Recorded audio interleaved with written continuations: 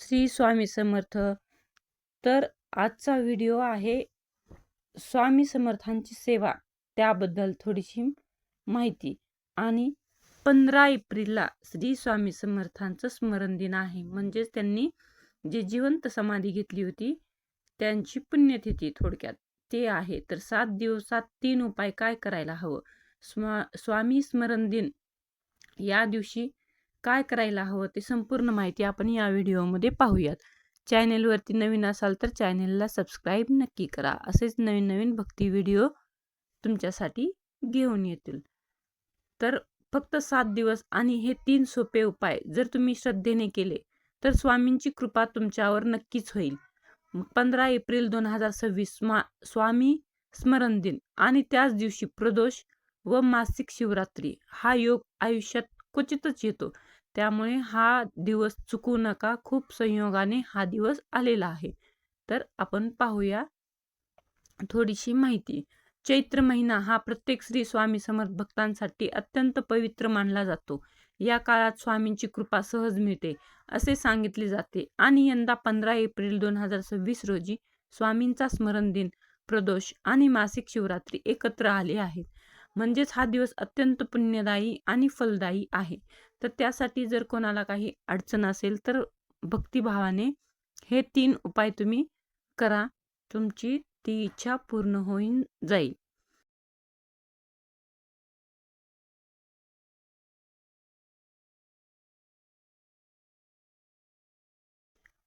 तर काय महत्वाचं आहे ते स्वामी स्वतः भगवान शिव यांचे अखंड स्मरण करत असतात. म्हणूनच या दिवशी शिव उपासना आणि स्वामी सेवा एकत्र केल्यास त्याचे फळ अनेक पटींनी वाढते असे मानले जाते.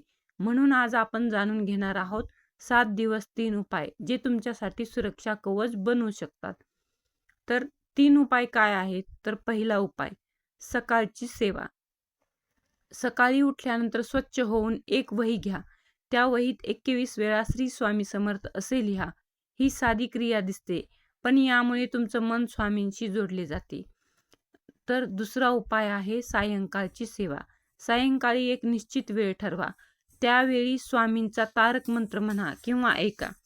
श्री स्वामी समर्थ हा मंत्र अत्यंत शक्तिशाली मानला जातो. यामुळे घरात सकारात्मक ऊर्जा निर्माण होते. आणि तिसरा महत्त्वाचा उपाय, मंत्रजप, मुख्य साधना. तिसरा आणि सर्वात प्रभावी उपाय म्हणजे मंत्रजप. श्री अक्कलकोट स्वामी समर्थाय नमः. डोळे मिटून पूर्ण श्रद्धेने जप करा. 21 वेळा, 108 वेळा किंवा तुमच्या क्षमतेनुसार अधिक जप करू शकतात. तर जप केल्यामुळे आपण शांत, मनही शांत होतं आणि आपलं ओढ श्री स्वामी समर्थांच्या जपमध्ये रमून जातो. तर हे नक्की करा. मग कसे करावे त्याबद्दल थोडं पाहूया. जप करताना काही गोष्टी लक्षात ठेवा. देवासमोर किंवा स्वामींच्या फोटोसमोर बसा. तुपाचा दिवा किंवा अगरबत्ती लावा. मनोकामना स्वामींना सांगा आणि शेवटी नमस्कार करा.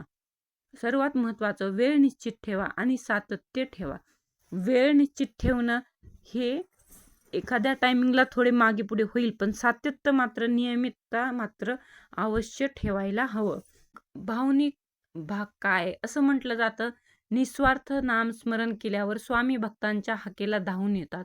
अनेकांनी याचा अनुभव घेतला आहे. अडचणीतून मार्ग मिळाला, संकट दूर झाले, मनशांती मिळाली. ही फक्त पूजा नाही, ही स्वामींशी जोडली जाणारी एक दिव्य प्रक्रिया आहे. म्हणूनच स्वामींचा मंत्र आहे, भिवू नकोस, मी तुझ्या पाठीशी आहे. ते नेहमीच आपल्याला सोबत आहेत आणि आपल्या पाठीशी उभे आहेत. त्यामुळे निस्वार्थ मनाने स्वामींची भक्ती करा. ते नक्कीच तुमच्यासाठी धावून येतील. आणि म्हणून या 7 दिवसात न चुकता हे 3 उपाय करा आणि स्वामींवर पूर्ण विश्वास ठेवा. स्वामी नक्कीच तुमचं कल्याण करतील. श्री स्वामी समर्थ. श्री स्वामी समर्थांचं प्रकट दिन कथा याबद्दलची लिंक खाली दिलेली आहे. जर तुम्हाला व्हिडिओ आवडला असेल तर व्हिडिओलाही लाईक करा आणि असेच नवीन नवीन भक्ती व्हिडिओसाठी चॅनेलला सबस्क्राईब नक्की करा आणि तुमच्याही मैत्रिणींना हा व्हिडिओ शेअर करायलाही विसरू नका. तर भेटूया नवीन व्हिडिओमध्ये नवीन टॉपिकसह. आणि कोणाला आणखीन भक्ती विषयाबद्दल काही थोडी माहिती हवी असेल तर कमेंटमध्ये नक्की लिहा आणि श्री स्वामी समर्थही लिहा.